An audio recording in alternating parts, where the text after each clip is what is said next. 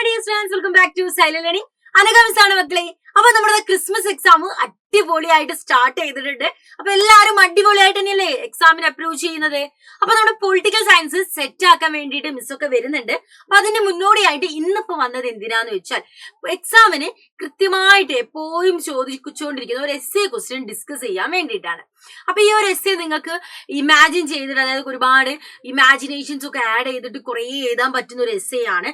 So എപ്പോഴും നമ്മൾ അത്തരത്തിലുള്ള എസ്സേ നമുക്ക് സെലക്ട് ചെയ്തിട്ടുണ്ടെങ്കിൽ ഈസി ആയിട്ട് നമുക്ക് 8 മാർക്ക് ക്രാക്ക് ചെയ്യാൻ പറ്റും. സോ നമുക്ക് വേഗം സ്റ്റാർട്ട് ചെയ്യാം അല്ലേ. ഏത് ചാപ്റ്റർ നിന്നാണ്? ചാലഞ്ചസ് ഓഫ് നാഷൻ ബിൽഡിംഗ് എന്ന് പറയുന്ന ചാപ്റ്റർ നിന്നാണ് ഈ ഒരു ക്വസ്റ്റ്യൻ വരുന്നത്. അപ്പം ഏതാണ്? വിഭജനത്തെ കുറിച്ചിട്ടാണ്.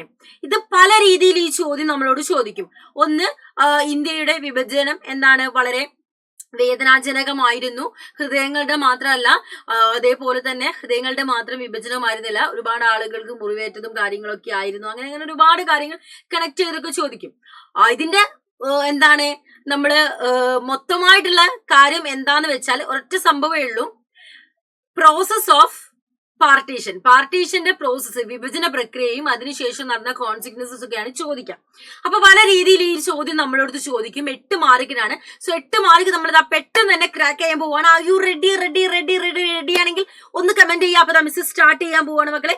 ഈ ഒരു പിക്ചറിൽ കാണുന്നത് പോലെ ഒരുപാട് കാര്യങ്ങൾ എന്ത് ചെയ്തിരുന്നു ആ സമയത്ത് ആളുകൾ അനുഭവിച്ചിരുന്നു. 1947 ഓഗസ്റ്റ് 15 സ്വാതന്ത്ര്യം കിട്ടിയപ്പോൾ വിഭജനത്തിന്റെ സന്തോഷത്തിന്റെ ആ ഒരു മധുരം മാത്രമല്ല നമ്മൾ നുകർന്നിട്ടുണ്ടായിരുന്നത്.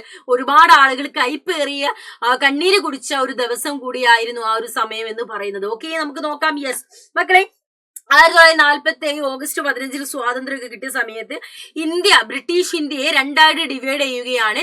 ഇന്ത്യ എന്നും പാകിസ്ഥാൻ എന്നും പറഞ്ഞ് രണ്ടായിട്ട് ഡിവൈഡ് ചെയ്യുന്നു. സോ അത് എന്ത് വളരെയാണ്? Communalism. What mean by communalism? വർഗീയത. കമ്മ്യൂണിസം അല്ല, കമ്മ്യൂണലിസം വളരുകയാണ്. ആരാണ് ഇത് കൊണ്ടുവരുന്നത്? ബ്രിട്ടീഷുകാർ. അവർ ഡെലിബറേറ്റ്ലി വേണമെന്ന് വെച്ച് തന്നെ കമ്മ്യൂണലിസം, ആളുകൾക്ക് വർഗീയത വളർന്നു വരാൻ വേണ്ടിയിട്ടാണ് ബ്രിട്ടീഷ് ഇന്ത്യ എന്നും പാകിസ്ഥാൻ എന്നും പറഞ്ഞ് അവർ ഡിവൈഡ് ചെയ്യുന്നു. സോ ഇവിടെ നമ്മൾ നോക്കുകയാണെങ്കിൽ ഇതിന്റെ പിന്നിൽ പ്രവർത്തിച്ച ഒരു ഇമ്പോർട്ടന്റ് ആയിട്ടുള്ള ഒരു വ്യക്തിയെ, പ്രധാനപ്പെട്ട ഒരു വ്യക്തിയെ നമുക്ക് കാണാൻ പറ്റും. അദ്ദേഹം ചെയ്ത നല്ല കാര്യമൊന്നുമല്ല. മുസ്ലിം ലീഗിന്റെ ലീഡർ ആയിരുന്ന മുഹമ്മദ് അലി ജിന്ന 2 നേഷൻ തിയറി കൊണ്ടുവരികയാണ് ചെയ്യുന്നത്. അങ്ങനെ ഇന്ത്യയെ 2 ഭാഗമായിട്ട് ഡിവൈഡ് ചെയ്യുന്നു. സോ ഇതിന് ഒരുപാട് ആളുകൾ സപ്പോർട്ടൊന്നും ചെയ്തിട്ടുണ്ടായിരുന്നില്ല. ഇദ്ദേഹം മുസ്ലിമാണ്, മുസ്ലിംസിന് വേണ്ടിയിട്ട് ഒരു സെപ്പറേറ്റ് രാജ്യം ഉണ്ടാക്കണം എന്ന് പറഞ്ഞിട്ടാണ് പാകിസ്ഥാൻ രൂപീകരിച്ചത്. പക്ഷെ എല്ലാ മുസ്ലിംസുകളും പാകിസ്ഥാനിലേക്ക് പോയിട്ടൊന്നുമില്ല. അതൊക്കെ നമുക്ക് കണ്ടറിയാം.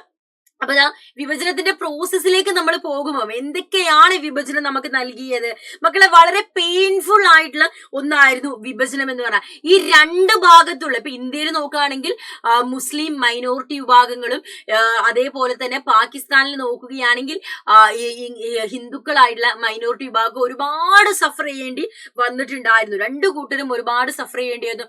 പല ആളുകൾക്കും നമ്മൾ ഇന്ത്യയിലാണോ പാകിസ്ഥാനിലാണോ എന്ന് അറിയില്ല. കേരള ഹൗസ് ഉടൻ വിൽപ്പനയ്ക്ക് എന്ന് പറയുന്ന ഒരു സിനിമ നമ്മുടെ ജയസൂര്യൻ തന്നെ അതിൽ പറയുന്നുണ്ട്, ഇങ്ങോട്ട് കാലം വെച്ച കേരളം, ഇങ്ങോട്ട് കാലം വെച്ച തമിഴ്നാട്. അതേപോലെ തന്നെ ആളുകൾക്ക് അറിയില്ല അവരെവിടെയാണെന്നുള്ള, പാകിസ്ഥാനിലാണോ ഇന്ത്യയിലാണോ എന്നുള്ള അറിയാതെ എന്ത് ചെയ്യാണ് ആളുകൾ ജീവിക്കുന്ന ഒരു അവസ്ഥ വരികയാണ് മക്കളെ ചെയ്യുന്നത്. ഇത് 1947 ഓഗസ്റ്റിൽ ഉണ്ടായിരുന്ന പാർട്ടീഷന്റെ സമയത്ത് ഉണ്ടായിരുന്ന ഇന്ത്യയുടെ ഇമേജ് ആണ്. നല്ലപോലെ ക്ലോസ്ലി ഇതൊന്ന് വാച്ച് ചെയ്യുക മക്കളെ. ഇവിടെ നമുക്ക് 2 പാകിസ്ഥാനെ കാണുന്നുണ്ട്. എന്തുകൊണ്ടാണ് ഈസ്റ്റ് പാകിസ്ഥാനും വെസ്റ്റ് പാകിസ്ഥാനും? ഇവിടെ കിടക്കുന്ന ഈസ്റ്റ് പാകിസ്ഥാനും വെസ്റ്റ് പാകിസ്ഥാനും എന്ത് ചെയ്യുന്നത് രൂപീകരിച്ചത് എന്തുകൊണ്ടാണ്? കാരണം നോക്കിക്കേ, ഈ വെസ്റ്റ് അതേപോലെ ഈസ്റ്റ്. ഇന്ത്യയിലെ ഒരു സ്ഥലത്ത് മാത്രമായിട്ട് മുസ്ലിം മെജോറിറ്റി നമുക്ക് കാണാൻ പറ്റില്ല. 2 തലകളിലായിട്ട്, 2 ഭാഗങ്ങളിലായിട്ട്. അങ്ങനെ ഈസ്റ്റ് പാകിസ്ഥാനും വെസ്റ്റ് പാകിസ്ഥാനും എന്ത് ചെയ്യുക രൂപീകരിക്കുകയാണ് ചെയ്യുന്നത്. പിന്നീടാണ് ഈസ്റ്റ് പാകിസ്ഥാൻ ബംഗ്ലാദേശും കാര്യങ്ങളൊക്കെ ആയി മാറുന്നത്. അങ്ങനെ ഇവിടെ നോക്കുകയാണെങ്കിൽ ഇന്ത്യയിൽ എവിടെയും നമുക്ക് no single belt of Muslim majority, ഒരു സ്ഥലത്തും മുസ്ലിം മെജോറിറ്റിനെ മാത്രമായിട്ട് നമുക്ക് കാണാൻ പറ്റുന്നുണ്ടായിരുന്നില്ല. അതുകൊണ്ടാണ് ഈസ്റ്റ് പാകിസ്ഥാനും വെസ്റ്റ് പാകിസ്ഥാനും എന്ത് ചെയ്യുന്നത് രൂപീകരിക്കുന്നത്. ഈ ഒരു മുഹമ്മദ് അലി ജിന്ന ഈ ഒരു ടു നാഷൻ തിയറി കൊണ്ടുവന്ന ഷിംസ് നേരത്തെ പറഞ്ഞല്ലോ, എല്ലാവർക്കും നമ്മുടെ പാകിസ്ഥാനിലേക്ക് പോകണം എന്നുള്ള ആഗ്രഹമുള്ള ആളുകളായിരുന്നില്ല ഇവരുണ്ടായിരുന്ന മക്കളെ. ഇപ്പൊ ഉദാഹരണം നമ്മൾ നോക്കുകയാണെങ്കിൽ അതിർത്തി ഗാന്ധി എന്നറിയപ്പെടുന്ന, ഫ്രണ്ടിയർ ഗാന്ധി എന്നറിയപ്പെടുന്ന ഖാൻ അബ്ദുൽ ഗാഫർ ഖാനെ പോലുള്ള ആളുകളൊന്നും ഒരിക്കലും പാകിസ്ഥാനിലേക്ക് പോകണമെന്ന് ആഗ്രഹിച്ചിട്ടുണ്ടായിരുന്ന വ്യക്തിയല്ല.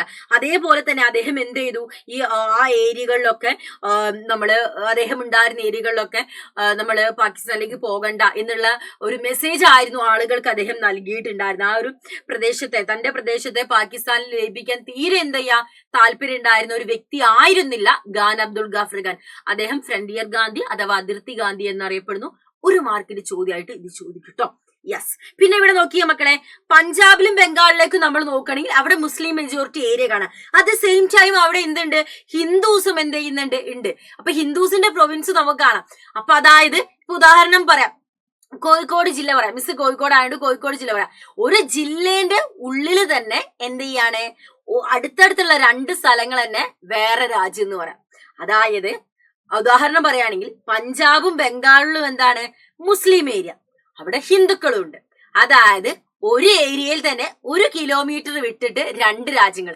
പഞ്ചാബില് എ എന്ന് പറയുന്ന സ്ഥലം ഇന്ത്യ ആണെങ്കിൽ ബി എന്ന് പറയുന്ന സ്ഥലം പാകിസ്ഥാൻ. ഇത് രണ്ടും 1 മീറ്റർ വിട്ടിട്ടുള്ളൂ. കാരണം എയിൽ എന്ത് ചെയ്യാ, ഹിന്ദുക്കൾ കൂടുതലുണ്ട്, ബിയിൽ മുസ്ലിംസുകൾ കൂടുതലുണ്ട്.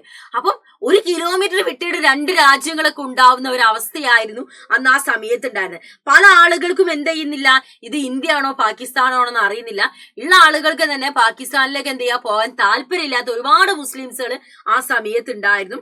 2 സൈഡിലുള്ള മൈനോറിറ്റീസ് ഒരുപാട് അവരെന്ത് ചെയ്യേണ്ടി വന്നു, അനുഭവിക്കേണ്ടി. നമുക്കതൊരു ഇമാജിൻ ചെയ്യാൻ പറ്റുന്നതിൽ കൂടുതൽ എന്ത് ചെയ്യേണ്ടി വന്നു, അവര് സഫർ ചെയ്യേണ്ടി വന്നു. ഇതിന്റെ കോൺസിക്വൻസസിലേക്ക് മക്കളെ നമ്മൾ പോവുകയാണെങ്കിൽ ഇതൊരു ട്രാജിക് ആയിട്ടുള്ള ട്രാൻസ്ഫർ ആണ്. ഒരിക്കലും പ്രീ പ്ലാൻഡ് ചെയ്യാതെ പെട്ടെന്നൊരു നിമിഷത്തിൽ ഇവരെന്ത് ചെയ്യാണ്, ആളുകളെ മാറ്റുകയാണ് ചെയ്യുന്നത്. ഒരിക്കലും പ്ലാൻഡ് ആയിരുന്നില്ല. ഒരുപാട് ആളുകളെ കൊല്ലുക, ഒരുപാട് അട്രോസിറ്റീസ് നടക്കുക, മതത്തിന്റെ പേരിൽ സമുദായങ്ങൾ തമ്മിൽ അങ്ങോട്ടും ഇങ്ങോട്ടും എന്ത് ചെയ്യാണ്, യുദ്ധക്കളായി മാറുകയാണ് ചെയ്യുന്നത്. സോ ഇതൊക്കെ മക്കൾക്ക് ഒരുപാട് കാര്യങ്ങൾ ഇവിടെ നമുക്ക് എന്ത് ചെയ്യാം, കൊണ്ടുവന്നിട്ട് എഴുതാൻ പറ്റുന്ന ഒരു എസ്സേ ആണ്. അപ്പൊ അത് എസ്സേ ചൂസ് ചെയ്യുമ്പോൾ 4 എസ്സേയിൽ 2 എസ്സേ ആണ് നിങ്ങൾ എഴുതേണ്ടത്. ശ്രദ്ധിക്കുക. ഇതേപോലെ നിങ്ങൾക്ക് എഴുതാൻ പറ്റുന്ന രീതിയിലുള്ള എസ്സേസ് എപ്പോഴും ചൂസ് ചെയ്യുക. അല്ലെങ്കിൽ ഒരൊറ്റ പാരഗ്രാഫ് എഴുതി വെട്ടിയിട്ട് അടുത്ത എസ്സേയിലേക്ക് പോകേണ്ടി വരും. അങ്ങനെ ആകുമ്പോൾ നമ്മൾ ടൈമൊക്കെ വേസ്റ്റ് ആവും. അതൊന്നും പാടില്ല. ഓക്കെ. യെസ്. പിന്നെ നോക്കിയേ, സ്ത്രീകളുടെയും കുട്ടികളുടെയും കാര്യം പറയുകയാണെങ്കിൽ അതിനും ശോചനീയാവസ്ഥയിലായിരുന്നു. ഇവിടെ നമ്മൾ നോക്കുകയാണെങ്കിൽ partition was division of heart and family.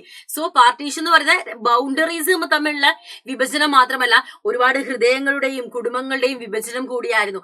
എന്നിട്ട് briefly explain partition of India എന്നൊക്കെ പറഞ്ഞിട്ട് ഇങ്ങനെ ചോദിക്കും. അപ്പൊ ആ രീതിയിൽ വരുന്ന സമയത്ത് ഇതൊക്കെ നിങ്ങൾ എഴുതണം. സ്ത്രീകളുടെ അവസ്ഥയും കുട്ടികളുടെ അവസ്ഥയും ഒക്കെ അവരെ കൊല്ലുകയാണ്. സ്വന്തം കുടുംബത്തിലുള്ള സ്ത്രീകളെ തന്നെ കൊല്ലുക. കാരണം വേറെ മതത്തിലുള്ള ആളുകൾ വന്ന് റേപ്പ് ചെയ്യാതിരിക്കാൻ വേണ്ടിയിട്ട് അവരുടെ കുടുംബത്തിലുള്ള സ്ത്രീകളെ തന്നെ അവർ കൊല്ലുക.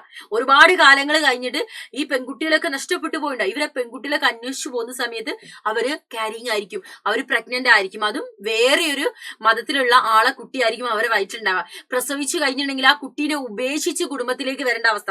കാരണം ഒരിക്കലും തന്റെ സമുദായത്തിൽപ്പെട്ട ആൾക്ക് മറ്റൊരു സമുദായത്തിൽ ഉണ്ടായ ഒരു കുട്ടിയെ അവർക്ക് ആക്സെപ്റ്റ് ചെയ്യാൻ പറ്റില്ല. അപ്പൊ ആ കുട്ടീനെ ഒഴിവാക്കി വരേണ്ട അവസ്ഥ. അത്രയും ദയനീയാവസ്ഥയായിരുന്നു ഒരു കാലത്ത് ഇന്ത്യയിൽ ഉണ്ടായിരുന്നത് എന്ന് മക്കൾ ആലോചിക്കാം. മക്കൾ ഇവിടെ നോക്കിക്കേ, ഇവിടെ ഇത്രയൊക്കെ നടന്നിട്ട് നമ്മുടെ ഇന്ത്യൻ നാഷണൽ ഫ്രീഡം സ്ട്രഗിളിന് വേണ്ടി എഫേർട്ട് എടുത്തിട്ടുണ്ടായിരുന്നു, സ്വാതന്ത്ര്യ സമരത്തിന് എഫേർട്ട് എടുത്ത ആളുകളൊന്നും ടു നാഷൻ തിയറിനെ സപ്പോർട്ട് ചെയ്തില്ല.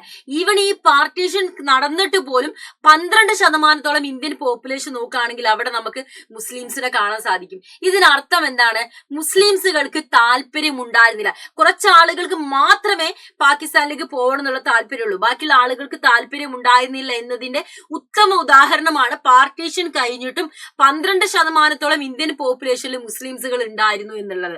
സോ ഈ കാര്യങ്ങളൊക്കെ കണക്ട് ചെയ്തിട്ട് വേണം മക്കൾ ഈ ഒരു എസ്സേ എഴുതേണ്ടത്. അപ്പൊ നമ്മൾ ഇതേപോലെ ഒരുപാട് കോണ്ടന്റ്സ് ഒക്കെ ആയിട്ട് വരുന്നുണ്ട്. അപ്പൊ മക്കൾ എന്ത് ചെയ്യുക, ഇതുവരെ ചാനൽ ഒന്നും സബ്സ്ക്രൈബ് ചെയ്തില്ലേ വേഗം സബ്സ്ക്രൈബ് ചെയ്ത് വെക്കാം. അപ്പൊ ലൈവിനും കൂടെ നിൽക്കാം, നമുക്ക് അടിപൊളിയായിട്ട് എല്ലാ ചാപ്റ്റേഴ്സും സെറ്റ് ആക്കാം. അപ്പൊ നമ്മുടെ ഇന്നത്തെ സെക്ഷൻ നമ്മൾ വൈൻഡ് അപ്പ് ചെയ്യാണ്. അടുത്തൊരു ക്ലാസ്സിൽ അടുത്തൊരു ടോപ്പിക്കായിട്ട് നമുക്ക് വീണ്ടും കണ്ടുമുട്ടാം. So that's all about this video. Thanks for watching us dears.